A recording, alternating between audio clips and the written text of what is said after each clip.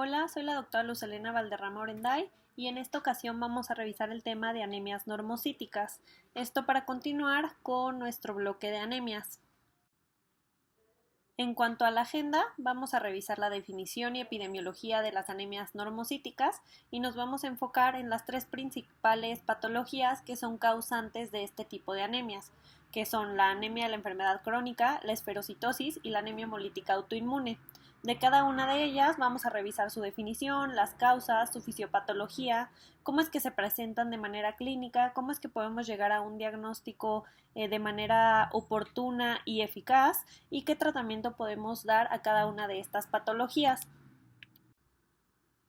Y bueno, al igual que en las otras clases que ya hemos visto, para nosotros decir que un paciente tiene anemia, tiene que tener una hemoglobina menor a 12 miligramos sobre decilitro en mujeres y menor a 13 miligramos sobre decilitro en hombres.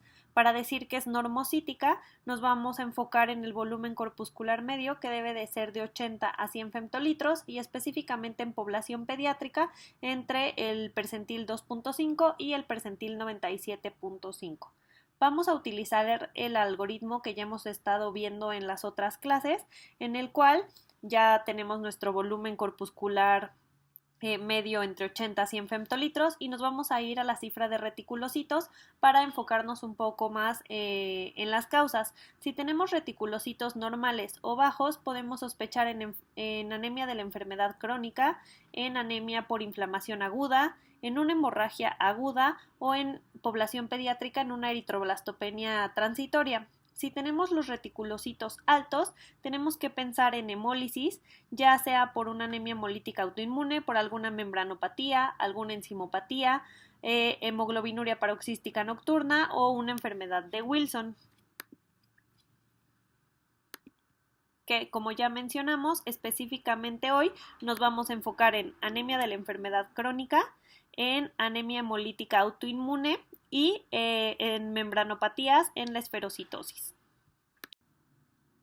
Ahora ya pasando a nuestro primer tema, que va a ser anemia de la enfermedad crónica. Antes esta también se conocía como anemia de la inflamación por el estado permanente inflamatorio que vamos a encontrar en este tipo de pacientes y que va a causar una alteración en el metabolismo del hierro y en la producción eritrocitaria. Ahorita lo vamos a revisar en la fisiopatología. Esta va a ser la segunda causa de anemia a nivel mundial, siendo responsable de más del 40% de los casos de todas las anemias y actualmente existe más de 1 billón de personas afectadas. Esta patología va a ser mucho más frecuente en pacientes mayor a 65 años y en pacientes hospitalizados o que tengan alguna otra enfermedad de base va a ser la principal causa de anemia. Es importante también conocer esta patología, ya que muchas veces va a estar combinada con deficiencia de hierro de un 20 a un 85%, que como vemos, bueno, es un poco variable el porcentaje, pero sí por eso tenemos que saber hacer muy bien el diagnóstico y diferenciarla en cuanto al abordaje de la anemia por deficiencia de hierro. Como ya mencionamos, la mayoría de estos pacientes con anemia por enfermedad crónica van a tener alguna otra patología de base que condicione este estado inflamatorio persistente. Entre estas patologías, pues las más frecuentes van a ser cáncer de cualquier tipo, ya sea un tumor sólido o algún cáncer a nivel hematológico, infecciones, sobre todo VIH, tuberculosis, malaria, virus Epstein-Barr, alguna enfermedad inmunológica como lupus eritematoso sistémico, artritis reumatoide, enfermedades inflamatorias como por ejemplo los síndromes inflamatorios intestinales, enfermedad renal crónica, falla cardíaca, enfermedad pulmonar crónica y también la obesidad. Entonces ahora nos vamos a enfocar en la fisiopatología. Es un poco compleja, entonces vamos a ir revisando paso por paso. Como ya habíamos comentado, van a existir algunas situaciones que van a demostrar la incapacidad de nuestro cuerpo para mantener una adecuada producción eritrocitaria por una afección en el metabolismo del hierro y este estado permanente inflamatorio.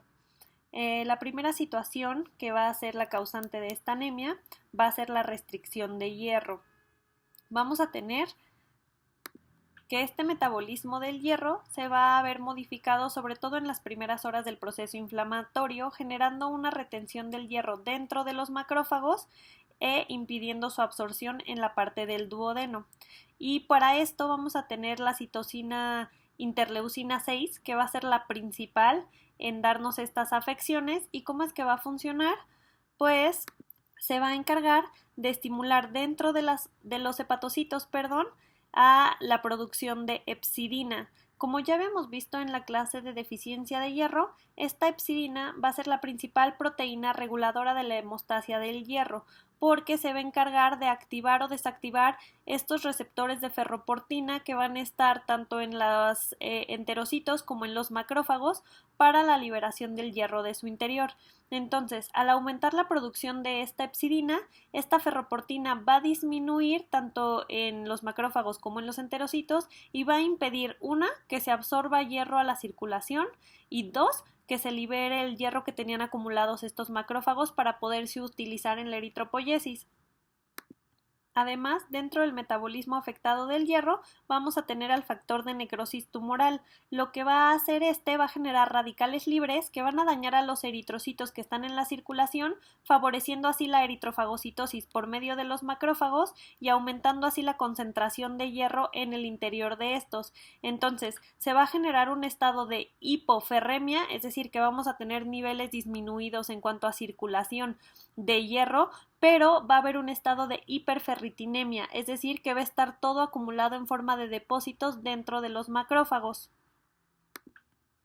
Como segunda vía o causa de esta fisiopatología va a ser la eritropoyesis ineficaz, en el cual nos vamos a enfocar en la producción de eritropoyetina dentro del riñón.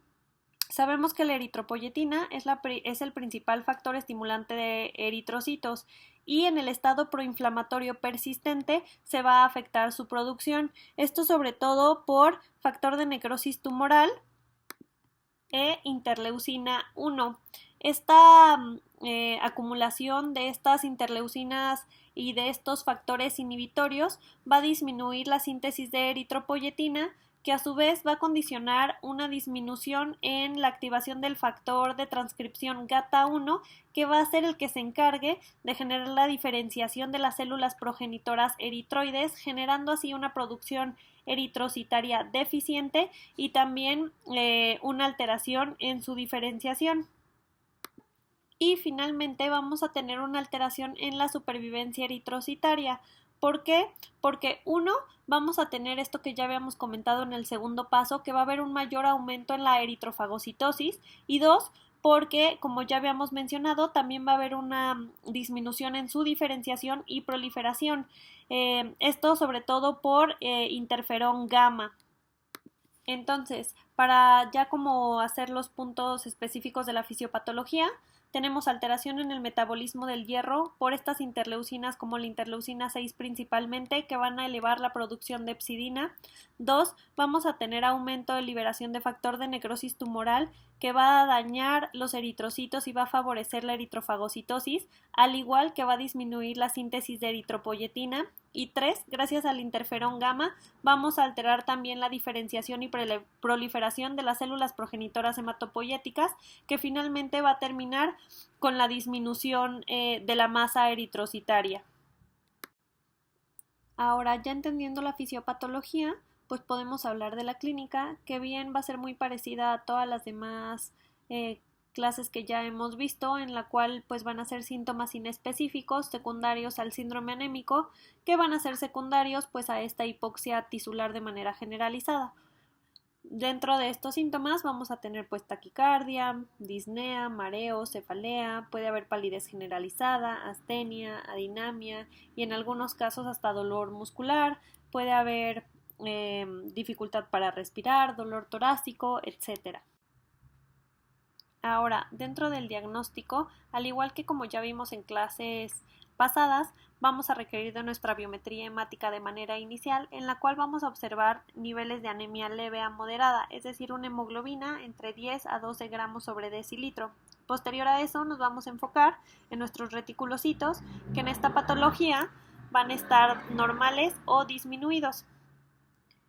Otro estudio que nos va a funcionar para ver el estado inflamatorio en nuestros pacientes va a ser la proteína C reactiva, que si encontramos niveles mayor a 5 miligramos sobre decilitro, pues va a ser muy sugestivo de este estado inflamatorio persistente. Si tenemos la posibilidad de medir interleucina 6 o factor de necrosis tumoral, pues también van a ser estudios que nos ayuden a complementar para este abordaje del estado inflamatorio.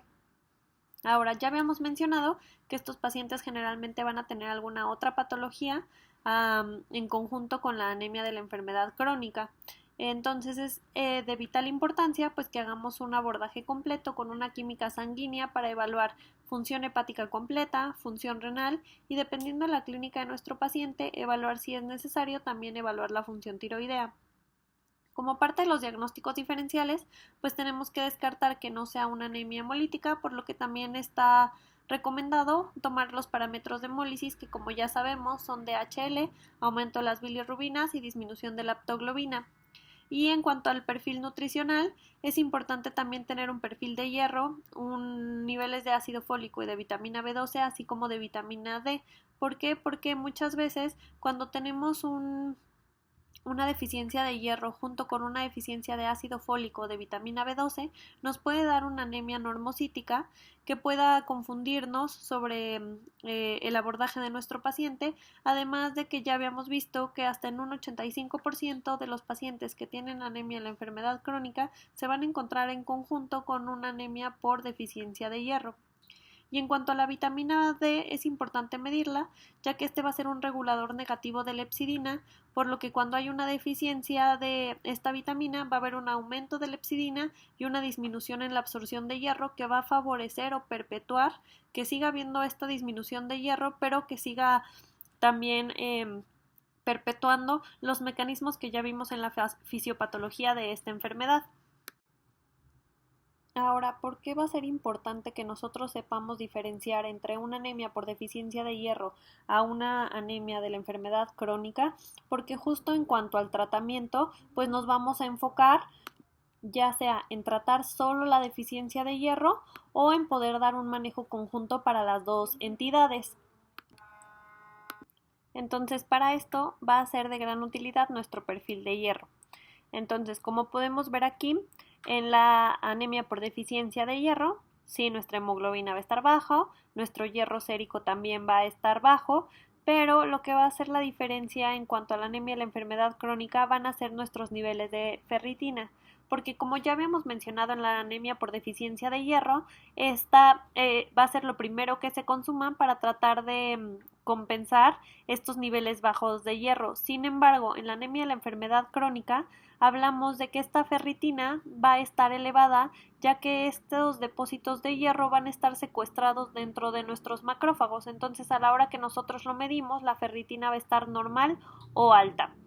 En cuanto al hierro en la médula, si nosotros realizamos un aspirado de médula ósea para ver los depósitos, en la deficiencia de hierro los vamos a encontrar bajos y en la anemia de la enfermedad crónica también los vamos a encontrar altos, ya que como mencionamos, pues realmente este hierro no se está acumulando, no se está utilizando, solamente se está acumulando en formas de depósitos. Y en cuanto a la transferrina, que ya habíamos mencionado en la anemia por deficiencia de hierro, que va a ser la proteína principal transportadora, en la deficiencia va a estar alta, justo para tratar de satisfacer esa deficiencia de hierro a nivel de los tejidos, y en la anemia de la enfermedad crónica, pues se va a encontrar en niveles normales o bajos. Ahora, en cuanto al tratamiento, este va a depender de si tenemos anemia de la enfermedad crónica sola o si la tenemos en conjunto con anemia por deficiencia de hierro. Si esta es sola, pues nos vamos a enfocar en aumentar la producción de la masa eritrocitaria y lo vamos a hacer con eritropoyetina, que como ya revisamos va a ser el principal factor estimulante de la producción de los eritrocitos y este nos va a elevar generalmente 1 gramo sobre decilitro nuestras cifras de hemoglobina en un tiempo aproximado de 2 semanas. Este tratamiento estaría indicado en pacientes que no tienen una hemoglobina tan baja y que sus síntomas principales son leves y son de la anemia. Ahora, pues como ya vimos, pues va a ser una respuesta un poco lenta, por lo que en una situación de urgencia pues no nos sería de utilidad, además de que tiene como efecto adverso el aumento de riesgo protrombótico y un precio elevado. Digamos que para 2 semanas de tratamiento el paciente estaría pagando alrededor de 2.500 pesos y pues en muchas ocasiones esto es difícil para ellos. Beneficios es que en general tienen buena tolerancia, buen apego, se pone de manera subcutánea, entonces también es de fácil aplicación y pues es un medicamento seguro. Ahora, si nuestra anemia está en combinación con una deficiencia de hierro, pues además de la eritropoyetina podríamos iniciarle a nuestro paciente hierro ya sea de vía oral o vía parenteral de acuerdo a nuestros síntomas y a las necesidades que tengamos de subir la hemoglobina. Generalmente pues ya vimos que el hierro va a dar sintomatología gastrointestinal como evento adverso, como dispepsia, colitis, estreñimiento, distensión abdominal y pues también la respuesta va a ser lenta. Si lo aplicamos de manera parenteral, pues más o menos tendríamos una elevación de 1 gramo y medio de hemoglobina a las 3 semanas, 4 semanas de la aplicación. Sin embargo, pues también es un tratamiento que es seguro. Si es vía oral, pues no es tan costoso para el paciente y parenteral, pues dependiendo el tipo de hierro que utilicemos, que ya lo vimos en deficiencia de hierro, hay de todos los precios. Ahora, en pacientes que tienen hemoglobina menor a 10 gramos sobre decilitro, pero que tienen algún dato de repercusión hemodinámica o que tienen alguna situación de urgencia para corregir esas cifras de hemoglobina, podríamos beneficiarnos de una transfusión de concentrado eritrocitario, ya que pues esta va a ser una corrección rápida de la anemia. Sin embargo, pues siempre hay que tener en cuenta los riesgos asociados a las transfusiones que podemos tener con esto. Y pues si en nuestro paciente el beneficio es más que el riesgo, pues podríamos utilizarlo. Bueno, ahora vamos a pasar al segundo tema de esta clase, que va a ser la esferocitosis hereditaria, que también es conocida como enfermedad de Minkowski-Schoffer. Y bueno, la esferocitosis va a formar parte de estos trastornos hereditarios que van a tener alguna alteración en la codificación de las diferentes proteínas de la membrana o del citoesqueleto de nuestro eritrocito, lo que va a generar una muerte prematura en ellos porque va a alterar justo nuestra membrana eritrocitaria, alterando su deformabilidad a la hora del paso por los capilares sanguíneos. Entonces, como vemos aquí, esta es una célula normal que recordemos mide de 7 a 8 micras y tiene esta forma bicóncava, que es lo que le da la deformabilidad. Y sin embargo, cuando tenemos una alteración en estas proteínas, ya sea en su interacción vertical u horizontal, nos van a dar una célula de forma esférica con una membrana rígida que a la hora de pasar por los capilares pues se puede destruir. Es importante que revisemos este tema de esferocitosis porque va a ser la patología más común de todas las membranopatías eritrocitarias y va a formar parte de las anemias hemolíticas no inmunes. En cuanto a la epidemiología, pues en caucásicos su incidencia va a ser de un caso por cada 2.000. Vamos a encontrar que va a ser mayor su incidencia en el norte de Europa y en América del Norte, y específicamente en población mexicana, el 30% de los países que tienen sospecha de anemia hemolítica tienen un diagnóstico de esferocitosis hereditaria.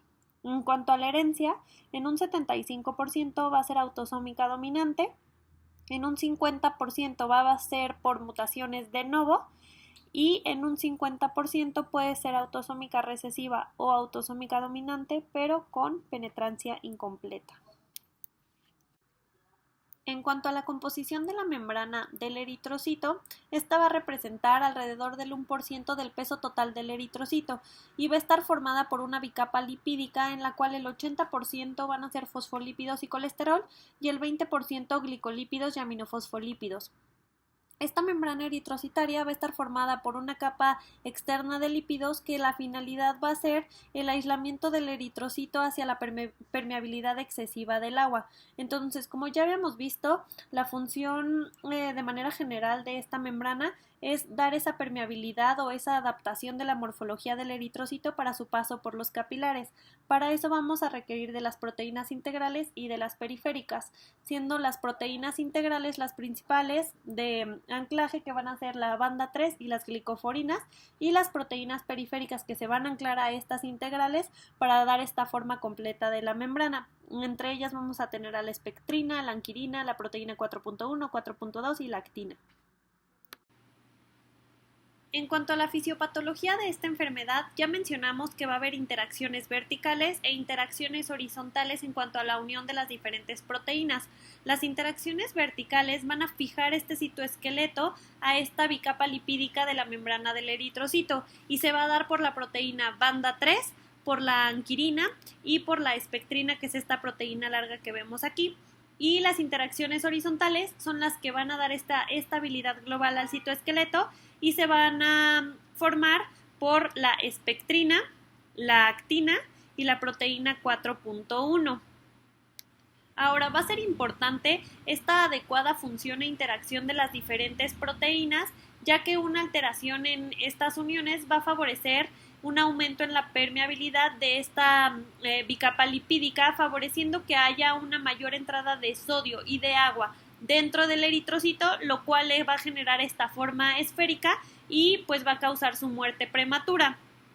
Ahora, al ser una anemia hemolítica no inmune, pues dentro de nuestros laboratorios, como ya veremos más adelante, pues van a estar elevados todos nuestros parámetros de hemólisis, que incluyen aumento de deshidrogenasa láctica, aumento de bilirrubinas y también aumento de reticulocitos para tratar de compensar esta destrucción rápida de nuestros eritrocitos. En cuanto a las principales proteínas que van a estar afectadas, la que se va a encontrar en mayor porcentaje va a ser la anquirina, hasta en una deficiencia o ausencia del 50%, seguida de la alteración en la proteína banda 3 en un 25% y finalmente una alteración en la espectrina hasta también en un 25%. Entonces ya habíamos comentado que este aumento en la permeabilidad de la bicapa lipídica en cuanto al sodio y al agua va a favorecer este flujo al interior del eritrocito, que va a reducir la superficie eritrocitaria en cuanto a su volumen, dando esta forma característica de esferocito, y esto pues va a ser deleterio para la célula, ya que cuando pase por los macrófagos que se encuentran en el vaso, van a detectar un eritrocito anormal con poca deformabilidad, lo van a secuestrar, lo van a fagocitar y es así como la célula va a morir prematuramente. Y esto es justo lo que nos va a dar la anemia y toda la sintomatología también de la hemólisis, como la ictericia, la esplenomegalia, porque nuestro vaso va a estar funcionando aún más con esta fagocitosis. Y bueno, aquí en cuanto a la clínica, al igual que en las otras clases que hemos visto los diferentes tipos de anemia, los síntomas van a ser inespecíficos secundarios al síndrome anémico, como cefalea, mareo, fatiga, astenia, dinamia, taquicardia, disnea de pequeños, de medianos esfuerzos o en algunas ocasiones hasta dolor torácico. La esferocitosis, al ser una anemia hemolítica no inmune, también pues nos va a dar ictericia por esta liberación excesiva de bilirrubina indirecta secundaria a la destrucción del grupo M. Estos pacientes también pueden llegar a tener esplenomegalia dependiendo de qué tanto hemolicen, ya que, como habíamos mencionado, en el vaso es donde se van a destruir todos estos eritrocitos, entonces va a haber una función excesiva y además se van a quedar atrapados en los sinusoides de la pulpa roja, favoreciendo también el aumento de tamaño de este órgano. De igual manera, con esta liberación que comentamos de la bilirrubina indirecta por la destrucción de todos estos eritrocitos y del grupo M específicamente, se van a poder formar litos de este pigmento biliar y favorecer la colelitiasis.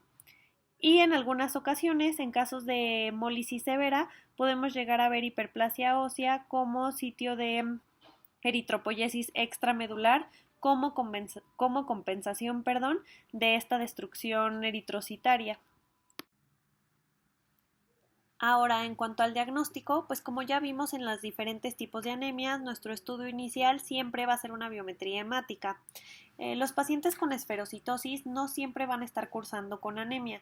Sin embargo, cuando sufren algún proceso infeccioso o algún cuadro de estrés o inflamación sistémica, es donde podemos observar este cuadro hemolítico. En estas situaciones, nuestro paciente va a cursar con una anemia normocítica, que por ende va a tener un volumen corpuscular medio de 80 a 100 femtolitros. Y como ya habíamos comentado, estos esferocitos, que van a ser los característicos de la patología, van a tener una alteración en cuanto a su radio, superficie, volumen, teniendo una menor superficie de manera general, lo cual va a ser como si tuvieran una mayor concentración de hemoglobina por eritrocito, y esto nos va a dar una concentración corpuscular media de hemoglobina elevada, que es lo que también nos puede ayudar a diferenciarla de otras anemias normocíticas. En cuanto a nuestros parámetros de hemólisis, pues ya comentamos, esta es una anemia hemolítica no inmune, por lo que vamos a tener deshidrogenasa láctica elevada, bilirrubina a expensas de indirecta elevada, también reticulocitosis. Sin embargo, si tomamos un CUMS directo, este va a estar negativo.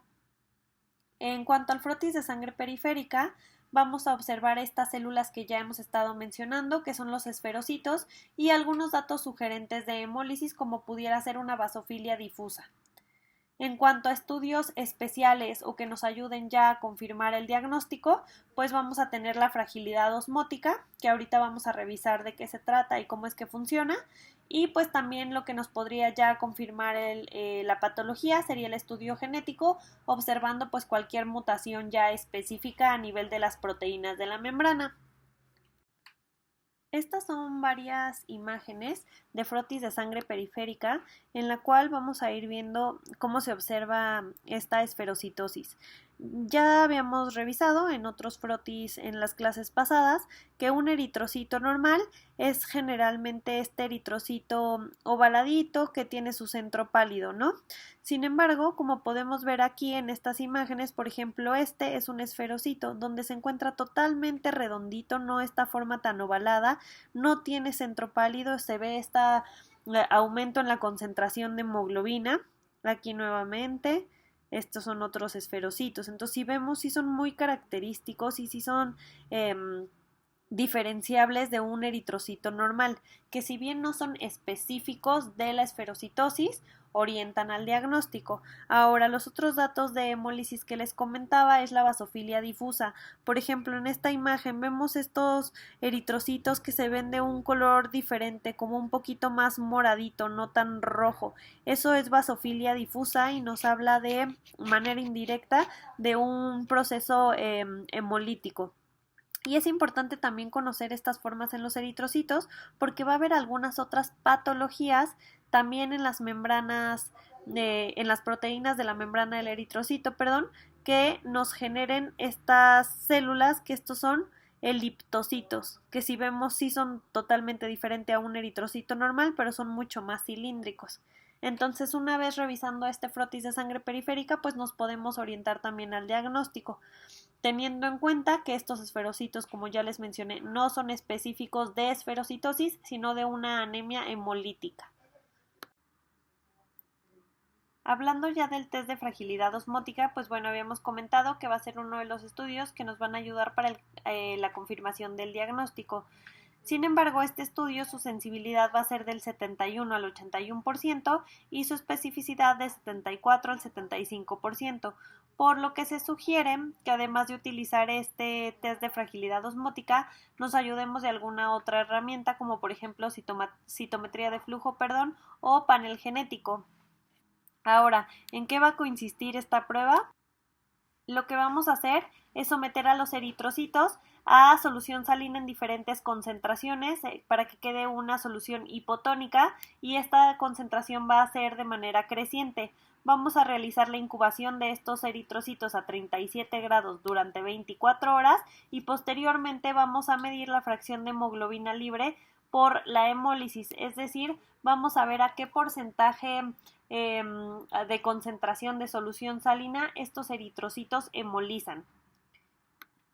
Sin embargo, hasta un 10 o 20% de los pacientes en los que realicemos el estudio, este puede salir normal a pesar de que sí tengan el diagnóstico. Entonces, esta es una imagen donde podemos observar cómo se reporta una fragilidad osmótica. Vamos a observar el porcentaje de lisis de nuestros eritrocitos y la concentración de solución salina a la cual empieza a analizar. Las líneas negras van a ser el rango normal, el amarillo va a ser nuestro control y el rojo va a ser nuestro paciente. Generalmente a una concentración de 0.85 gramos sobre decilitro de concentrado de sodio, la cantidad de agua que ingresa al eritrocito va a ser la equivalente a la cantidad de agua que sale. Entonces se va a mantener en equilibrio este eritrocito y no va a haber hemólisis. Sin embargo, cuando vamos haciendo el medio más hipotónico, más agua va a entrar al interior de nuestra célula para tratar de encontrar este equilibrio con el medio hipotónico extracelular y nuestros eritrocitos se van a ir edematizando hasta que el volumen sea demasiado grande en su interior y produzca su lisis. Generalmente un eritrocito normal, bicóncavo, va a mostrar datos de hemólisis cuando llegamos a una concentración más o menos del 45%, como vemos aquí. Llegamos a la concentración del 45% y nuestra hemólisis se llega al 100%. Y esto pues es lo que esperaríamos en un paciente sano.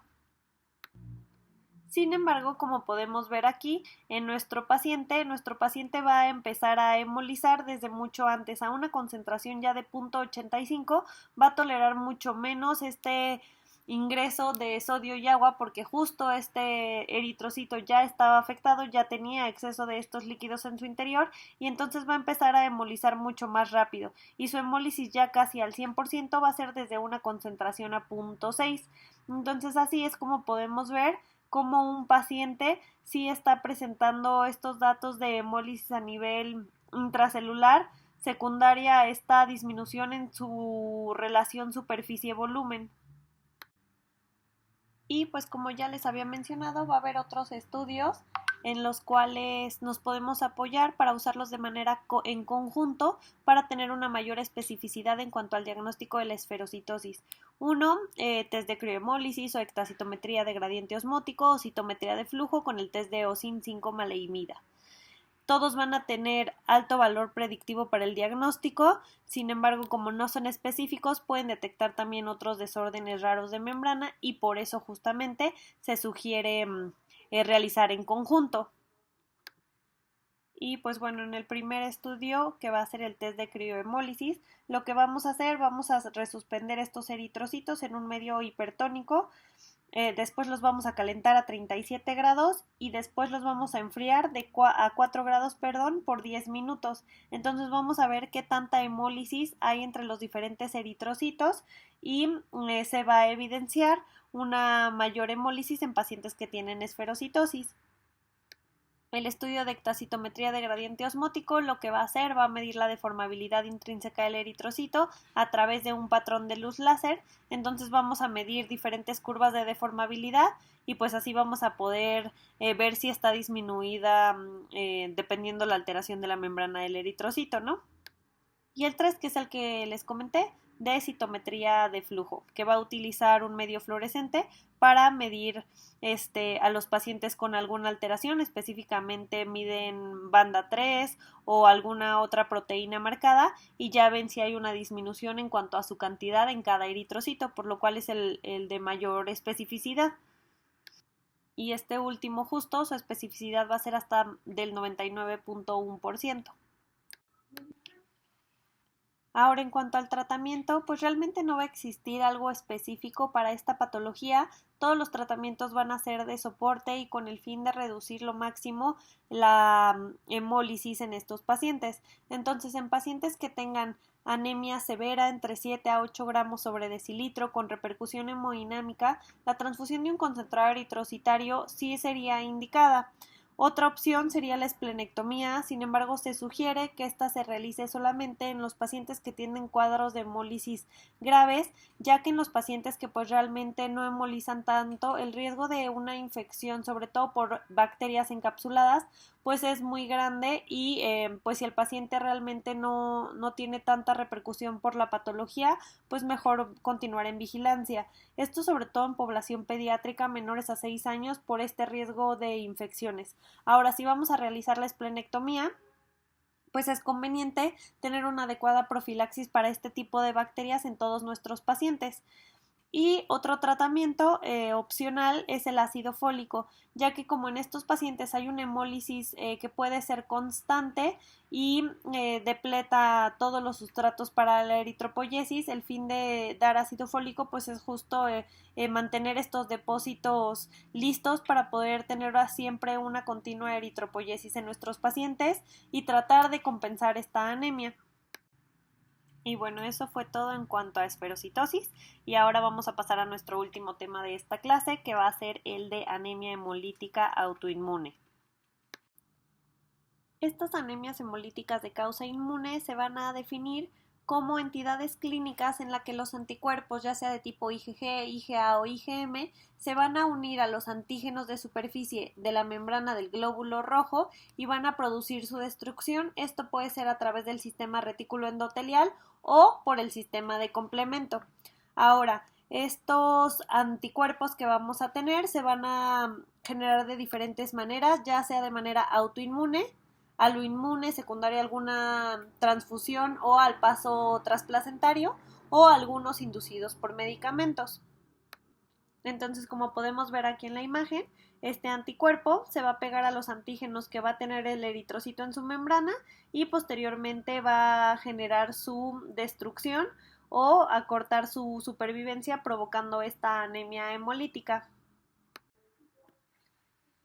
Y para fin de esta clase nos vamos a enfocar en el tema de anemia hemolítica por autoanticuerpos, es decir, los anticuerpos que va a generar nuestro propio cuerpo contra células de nosotros mismos. La incidencia va a ser de 1 en 35,000 casos, sobre todo en el continente americano, en América del Norte, y se va a clasificar de diferentes maneras.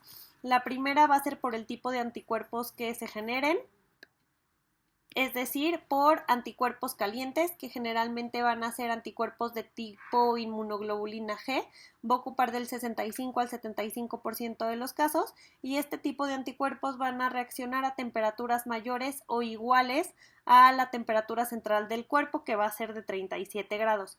Van a ser de predominio en mujeres. O anemia hemolítica por anticuerpos fríos, que aquí van a ser generalmente de tipo inmunoglobulina M y van a ser responsables del 13 al 15% de los casos. La otra manera de clasificar este tipo de anemias es si son primarias o secundarias, siendo que la más frecuente va a ser la primaria de un 50 hasta un 70% y generalmente pues va a ser idiopática, y la secundaria, que va a ocupar del 30 al 60% de los casos y va a ser secundaria específicamente a neoplasias linfoproliferativas o alguna enfermedad autoinmune, alguna enfermedad infecciosa o algún medicamento, como ya iremos viendo poco a poco. Este tipo de anemias hemolíticas vamos a tener generalmente un CUMS directo positivo hasta en un 70 a 80% de los casos, lo cual nos va a confirmar esta activación de nuestro sistema inmunológico. Ahora, en cuanto a la fisiopatología de la anemia hemolítica autoinmune por anticuerpos calientes, sabemos que esta va a ser predominante por anticuerpos de tipo inmunoglobulina IgG. Estas inmunoglobulinas se van a conocer como aglutininas calientes porque ya mencionamos van a reaccionar a temperatura mayor o igual a 37 grados centígrados, y lo que van a hacer es que se van a pegar a los antígenos que se encuentran pegados en la superficie de cada eritrocito, principalmente los antígenos del RH. Cuando hay una unión de este antígeno, que es por ejemplo aquí el amarillo, con el anticuerpo que es el moradito, se va a desencadenar un proceso denominado citotoxicidad mediada por células dependientes de anticuerpos, y esto es lo que va a hacer que se destruya el eritrocito. Esta destrucción va a ser por dos vías. Una, porque esta unión antígeno-anticuerpo va a iniciar quimiotaxis para todas estas células que son las que se encargan de la inmunidad celular de nuestro sistema, como los linfocitos T, como las células NK, los neutrófilos, que van a liberar sus gránulos y van a generar esta lisis del eritrocito, o dos, por la activación de fagocitosis por medio de los macrófagos. Y es por eso que esta anemia se va a denominar como una hemólisis extravascular, porque la mayoría de la destrucción va a ser generalmente por estos macrófagos que van a fagocitar, estos eritrocitos, que van a tener pegados estos anticuerpos o que van a estar ya, digamos, marcados por estos anticuerpos pegados a sus membranas y van a irse al vaso donde finalmente se van a destruir. Ahora, cuando hay esta fagocitosis del eritrocito puede ser de manera completa, como en esta imagen, o de manera parcial. Cuando se hace de esta manera parcial, únicamente se recorta, digamos que un fragmento del eritrocito y le da esta forma también de esferocito. Entonces, por eso comentábamos que específicamente cuando vemos un frotis de sangre periférica que tiene esferocitos, no necesariamente es por esferocitosis, sino por una anemia hemolítica que tiene esta fagocitosis parcial en los macrófagos a nivel esplénico. Y al ser esta hemólisis extravascular, pues vamos a tener los niveles de aptoglobina normal, que recordemos que es la proteína que se pega a la hemoglobina libre, y tampoco vamos a tener hemoglobinuria o hemosiderinuria. Solo vamos a poder observar el aumento de los parámetros de hemólisis como bilirrubinas, deshidrogenasa láctica y reticulocitos. Ahora, en cuanto a la fisiopatología de la anemia hemolítica autoinmune fría, los culpables, como ya habíamos dicho, van a ser los anticuerpos de tipo inmunoglobulina IgM. En ocasiones puede ser también IgA. Lo relevante de esta IgM es que, como vemos aquí, va a ser pentamérica, por lo que va a tener mayor sitio de unión en los diferentes eritrocitos. Este anticuerpo se va a pegar también a los antígenos de membrana del eritrocito, pero aquí van a ser los antígenos L, I y P, y al tener estos varios sitios de anclaje para múltiples eritrocitos va a desencadenar una reacción aún más fuerte que no se va a quedar solamente en la fase inicial de complemento, sino que va a activar toda la vía hasta llegar al complejo de ataque a la membrana. Este complejo de ataque a la membrana lo que va a hacer es generar unos poros dentro de la membrana del eritrocito, permitiendo la liberación de todo el contenido del interior del eritrocito y pues con su consiguiente apoptosis y muerte celular. Este tipo de anemia generalmente es mucho más severa porque, como les mencioné, son varios eritrocitos que se pueden destruir de manera simultánea. Eso va a hacer que nuestra médula ósea reaccione y aumente la producción de nuevos eritrocitos hasta 5 o 10 veces la cantidad basal. Estos anticuerpos generalmente van a reaccionar a temperaturas frías de 4 a 22 grados y nuestra sintomatología va a comenzar cuando las personas se exponen justo a temperaturas frías o, por ejemplo, a una cirugía que requiere bypass, en el cual la temperatura de la sangre pues no es la normal del cuerpo.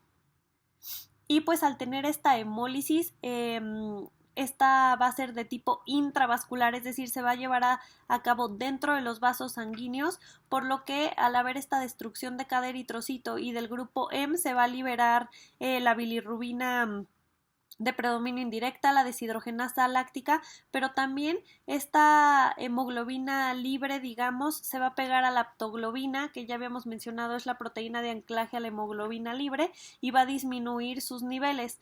El resto de hemoglobina que no se pueda pegar, bueno, también se va a eliminar por la orina, por lo que vamos a poder observar en estos pacientes con hemólisis intravascular hemoglobinuria, así como hemosiderinuria. Acumulación de hemoglobinuria o hemosiderinuria puede también generarnos un daño renal o una insuficiencia renal permanente, por lo que generalmente el cuadro de severidad en este tipo de anemia hemolítica por anticuerpos fríos es mucho más importante.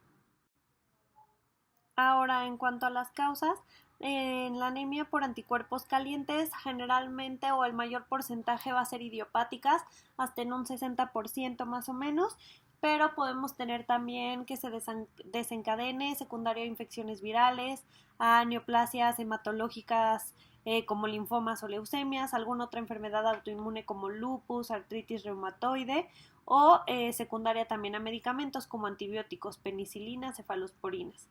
Y en cuanto a los anticuerpos fríos, esta sí va a ser generalmente secundaria a otra patología. Lo más frecuente es que sea secundaria a un linfoma o a una leucemia, también por infección asociada a Mycoplasma pneumoniae o infección asociada a virus de Epstein-Barr. por lo que si tenemos un paciente que tiene una anemia hemolítica autoinmune por anticuerpos fríos, sí o sí debemos de descartar que tenga alguna otra patología de base que esté generando esta anemia. En cuanto a la clínica, estos pacientes pues van a presentarse con una anemia de un 85 a un 90%, pueden llegar a tener hepato, esplenomegalia dependiendo del sitio de hemólisis hasta un 55%, pueden llegar a presentar también fiebre hasta en un 35% por toda la liberación de estas citocinas inflamatorias secundaria a la hemólisis. Y también pueden llegar a presentar ictericia por la liberación de la bilirrubina indirecta secundaria a la destrucción del grupo M. Va a haber algunos pacientes, específicamente los que tengan anemia hemolítica por anticuerpos fríos, que pueden presentar también acrocianosis, lívido reticularis o fenómeno de Raynaud por esta hemólisis intravascular que se va a dar en esta zona de los capilares a nivel de los dedos. Esto puede condicionar hasta áreas de necrosis. Y en cuanto a los pacientes que tienen anemia hemolítica por anticuerpos calientes, también pudieran presentar trombosis venosa profunda hasta en un 30%. Es importante también preguntar de manera dirigida para descartar patologías autoinmunes, porque ya vimos sobre todo en las de anticuerpos fríos que generalmente va a ser secundaria a otra enfermedad. En cuanto al abordaje diagnóstico, tenemos que hacer una evaluación muy detallada y extensa de todos nuestros pacientes, ya que muchos de los estudios, como vamos a ver aquí, no van a ser específicos para confirmar una anemia hemolítica autoinmune. Entonces vamos a tener primero nuestra biometría hemática, donde vamos a observar esta anemia normocítica, ya sabemos, volumen corpuscular medio de 80 a 100 femtolitros. Vamos a tener reticulocitosis, ya que como va a haber una destrucción importante de toda nuestra masa eritrocitaria, nuestra médula ósea va a tratar de compensar liberando estas células precursoras de los eritrocitos. En nuestro frotis de sangre periférica, pues como ya habíamos mencionado, vamos a encontrar estos esferocitos y estos datos indirectos de hemólisis como la basofilia difusa. Nuestros parámetros de hemólisis que van a estar elevados, sobre todo deshidrogenasa láctica, bilirrubinas a expensas de indirecta, y si estamos sospechando en una anemia hemolítica intravascular, pues nuestros niveles de aptoglobina que estarían bajos. En cuanto al ego, también pensando en una anemia hemolítica intravascular, pues tendríamos la presencia de hemoglobinuria y hemosiderinuria. Y un estudio que nos va a ayudar para asegurar que estamos ante un comportamiento de activación inmunológica va a ser nuestro CUMS directo, que inicialmente se realiza con un CUMS poliespecífico, el cual ahorita vamos a ver, pero el CUMS directo nos va a medir justo o nos va a detectar estos anticuerpos pegados en la membrana del eritrocito. Entonces vamos a tener un CUMS directo positivo, que puede ser a IgG o a complemento, y ya para, digamos, orientarnos un poquito más hacia el diagnóstico, si es una anemia hemolítica por anticuerpos calientes o frío, pues podemos utilizar un CUMS monoespecífico solo para IgG o solo para complemento. Ahora, pensando en una anemia hemolítica por anticuerpos fríos, podríamos apoyarnos también de serología para algún proceso infeccioso, como Mycoplasma pneumoniae, hepatitis B, C, VIH o virus de Epstein-Barr. Entonces, como ya comentamos, el CUMS directo o prueba directa de antiglobulina humana va a ser muy importante en cuanto al diagnóstico de una anemia hemolítica. Esta prueba nos va a brindar mucha información si sospechamos de esta patología por la clínica de nuestro paciente y por sus antecedentes, es decir, si toma algún medicamento, si está cursando con alguna otra patología específica que creemos que secundario dio una anemia hemolítica, si nuestros parámetros de hemólisis están elevados, como la DHL, como las bilirrubinas a expensas de indirecta, nuestros reticulocitos, y si en el frotis también vemos datos de hemólisis. ¿Por qué? Porque va a haber muchas situaciones que nos den un CUMS directo positivo sin que nuestro paciente esté hemolizando como tal. Entonces solamente nos va a ser de ayuda si tenemos todo lo demás positivo para hemólisis. Y de hecho podemos ver aquí que hasta en un 15% de todos los pacientes que están hospitalizados vamos a tener un CUMS directo positivo, y en donadores de sangre que acuden al banco de sangre de manera normal, aparentemente sanos, vamos a tener un CUMS positivo hasta 1 por cada 1000 o 1 a cada 14,000 donadores. Entonces quedamos que lo que nos va a enseñar esta prueba es a encontrar si tenemos algún anticuerpo pegado en la membrana de nuestro eritrocito. Entonces, ¿cómo vamos a realizar la prueba? Vamos a tomar una muestra de sangre de nuestro paciente. Esta vamos a tratar de concentrar estos eritrocitos para que nos sea mucho más fácil detectar el anticuerpo. Entonces, lo que vamos a hacer es primero a esta muestra que tenemos de sangre, lavarla con solución salina y centrifugarla. Lo que queremos hacer con este lavado es quitar todas esas proteínas que pudieran interferir en nuestra prueba, que estén libres en toda la muestra, solo que se queden estos eritrocitos con los anticuerpos pegados a su membrana. Entonces, una vez que ya lo lavamos 3 veces y lo centrifugamos, vamos a decantar todo ese líquido sobrante, quedándonos únicamente con el botón de eritrocitos, que es por ejemplo este que se ve aquí al final. De aquí vamos a añadir el suero de antiglobulina humana, que lo que va a hacer es pegarse a través de los fragmentos Fab de los anticuerpos, es decir, formar un puente entre anticuerpo y anticuerpo de cada eritrocito para que se puedan aglutinar estos eritrocitos y nosotros lo podamos observar ya sea en un tubo o en una tarjeta de gel. Si nosotros observamos que sí hay aglutinación, quiere decir que estos eritrocitos sí tenían pegado un anticuerpo en su membrana. Si no hubiera estos anticuerpos en su membrana y nosotros ponemos el suero de Coombs, pues no se generaría esta aglutinación.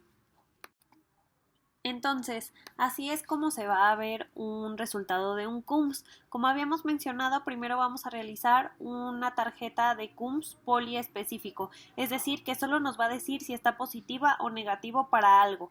Entonces, así es como se reporta. 0 cuando no hay ninguna aglutinación, no observamos que se dé esta unión de todos los eritrocitos. Y 4 cuando la aglutinación es muy importante. Entonces, una vez que tengamos positivo una tarjeta de Coombs poliespecífico, podemos realizar una de monoespecífico, en la cual ya por columna van a separar el tipo de anticuerpo, como por ejemplo aquí IgG, IgA, IgM y complemento. Aquí observamos que todos estos están negativos y solamente IgG es el que se encuentra con 4 cruces de positividad. Y si lo hacemos en tubo, una reacción negativa es esta, y cuando se observa la aglutinación, que se ve perfectamente formado este botón, quiere decir que sí es un Coombs positivo. Entonces, nuevamente en el frotis de sangre periférica lo que vamos a observar son estos esferocitos que, como vemos aquí y recordamos, no tienen ese centro pálido a diferencia de un eritrocito normal. Por ejemplo, aquí también los podemos ver. Y sí hay datos indirectos de hemólisis, como sería la basofilia difusa que habíamos comentado, estos eritrocitos que también se ven un poco más morados de lo normal. Específicamente en la anemia hemolítica por anticuerpos fríos se va a ver esta aglutinación de los eritrocitos dentro del frotis de sangre periférica. Si vemos aquí están todos amontonados y no libres como en esta imagen de acá, o lo que se llama se conoce como fenómeno de Rouleau, donde se ven así como pilas de monedas. Esto sería sugerente de una anemia hemolítica autoinmune. Ahora, en cuanto al tratamiento, va a ser muy diferente si sospechamos de una anemia hemolítica por anticuerpos calientes y una por anticuerpos fríos. Específicamente las anemias por anticuerpos calientes, de manera inicial vamos a dar glucocorticoides. Se ha visto que de manera inicial la respuesta es hasta de un 80 a un 90%, sin embargo hasta un 50% de los pacientes van a tener una recaída en los primeros 12 meses. La dosis sería de vía oral prednisona 1 a 2 miligramos kilogramo día y de metilprednisolona de 0.8 a 1.6 miligramos por kilogramo día. En los pacientes que van a estar tomando este tratamiento con glucocorticoides por más de 3 meses, es importante hacer una reposición con vitamina D y calcio, sobre todo para prevenir la osteoporosis asociada a esteroides. Ahora, lo ideal es que si ya nos respondieron nuestros pacientes a las 3-4 semanas, podamos iniciar con el descenso de manera paulatina del esteroide. Otro de los tratamientos va a ser con globulina humana. Sin embargo, este se va a recomendar únicamente para los pacientes que, a pesar del esteroide, son dependientes a transfusión. Como monoterapia inicial no es lo ideal. Sin embargo, sí nos va a servir para pacientes que necesitamos un aumento rápido de la hemoglobina porque estén muy sintomáticos o porque van a entrar a quirófano o lo que sea. Y la dosis de este va a ser de 500 a 1 gramo por kilo dosis. En los últimos artículos también se sugiere un tratamiento en conjunto de esteroide con rituximab. Este medicamento va a ser un anticuerpo monoclonal que va a ir contra CD20, que es justo lo que se va a encargar de formar los anticuerpos, y se ha visto que si se usa en combinación con el esteroide, en vez de tener una respuesta a los 12 meses del 35%, en combinación con rituximab esteroide se ha visto una respuesta hasta del 70% a los 12 meses. Aquí la dosis sería de 375 miligramos por metro cuadrado de superficie corporal por dosis. Se aplicaría una dosis semanal por 4 semanas. Y si ya utilizamos estos tratamientos y vemos que no hay respuesta o hay una respuesta parcial, podríamos apoyarnos también de tratamiento inmunosupresor, ya sea con micofenolato o con azatioprina, y en casos más graves podríamos llegar a utilizar ciclofosfamida, teniendo en cuenta que la ciclofosfamida pues ya va a dar mucho más efectos adversos porque aparte puede dar toxicidad a nivel medular, lo que nos puede dar también leucopenia, nos puede dar trombocitopenia. Y en los pacientes también que tienen una hemólisis que es refractaria a todos estos tratamientos que ya les di, se podría beneficiar de esplenectomía. Aquí se ha visto una tasa de respuesta de un 75%, sin embargo, pues como ya hemos visto en otras patologías, sobre todo como en esferocitosis, el aumento en el riesgo de infecciones por bacterias encapsuladas, pues sí es importante, por lo que necesitaríamos también dar profilaxis. Ahora, en cuanto al tratamiento para anemia hemolítica por anticuerpos fríos, este va a ser muy diferente al que vimos en la diapositiva pasada, teniendo en cuenta que este tipo de anticuerpos generalmente van a responder o van a activarse en temperaturas de 4 a 22 grados. Si bien puede haber algunos anticuerpos que reaccionan de manera bifásica, es decir, tanto a temperatura fría como caliente, y justo los que reaccionan a temperaturas de 37 grados son los que van a tener significancia clínica y son los que nos van a importar, debemos de tener en cuenta toda esta prevención de nuestros pacientes para que no haya esta activación con las temperaturas frías. Entonces, si tenemos un paciente que tiene esta patología, pero que está asintomático, que realmente sus cifras de hemoglobina no son tan bajas y no le generan alguna repercusión, pues lo ideal solamente sería darle vigilancia y hacerle sugerencias en cuanto a protección de temperatura, como cuáles.